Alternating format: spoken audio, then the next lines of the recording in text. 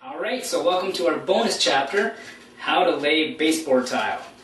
So we talked a bit about it before, how you take a tile and you want to cut it into 3 pieces, and then that's what you'll put down for your baseboard. So what I did is I took full tiles, figured out exactly how wide they are, and I took that and divided it by 3, and then cut them off that way. So if you use the tile breaker, just do your exact measurements. But if you're going to use a saw, make sure you account for that blade. They can be anywhere from a 1/16 to like an 1/8 inch. So you want to make sure you calculate that in when you're figuring out your size, or else you'll have some that are too big, some that are too small. It obviously won't look right. So I got those all done, and I'm going to show you how to put them on. It's pretty simple. We'll just show you the different ways. To calculate how much baseboard tile you will need, make sure you figure out your parameter, which is the outside of your floor. So to do it now, it's real easy. You just look down and see how many full tiles there are. So say you counted on the outside, there's 10 full tiles.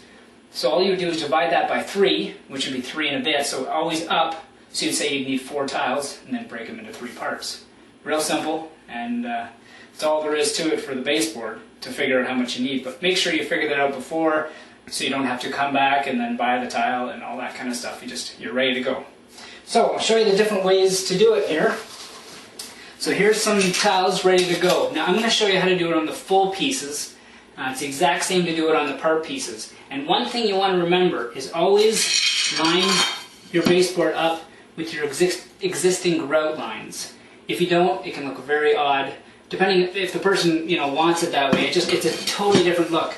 But as you can see, if you look at that compared to that, it is a whole lot more professional looking, like you really meant, like you know what you're doing.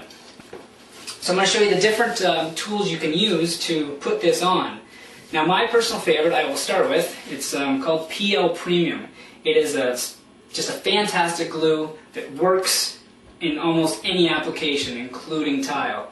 It's a little more pricey, like each tube is $5, but to me it's well worth it. Once you stick that on, there's no way it's coming off. And you can work with it for a while, but at the same time it sticks to the wall. It doesn't just fall off right away. It's a really good way to do it. Another way is, if you don't want to spend that kind of money, is just use plain caulking. The problem with that is it slides a lot. It takes a lot longer to dry and that sort of thing. I don't necessarily recommend it, but you can use it. The third way is to use wall tile mix. So it's just, they call it ceramic tile adhesive, wall tile mix. There's all kinds of names for it. Basically it's just a pre-mixed glue type thing. But all you do is you take, open this up, take your notch trowel, it's a V-notch trowel, and then you would just take it and back butter the tile that way. Real simple, and it works really well too. I just find it takes a little longer than using the PL Premium, and so I do stick with that, but this way works just as well.